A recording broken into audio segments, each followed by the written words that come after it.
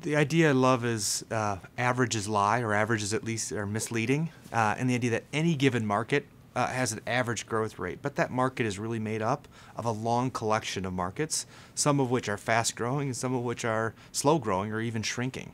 And that could be geographic markets, that could be customer segments, that could be industry verticals or industry subsegments, right? All markets are a collection of pockets of markets. So the idea is, where do you find those pockets of growth?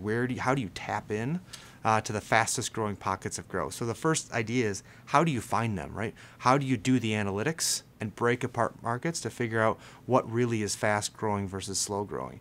And while that does take some analytical work, it's not rocket science. It just requires discipline and the facts in order to be able to do that. The second thing you do is, now what do I do with it? Well, I actually need to do something different, and that often involves tying in the other functions.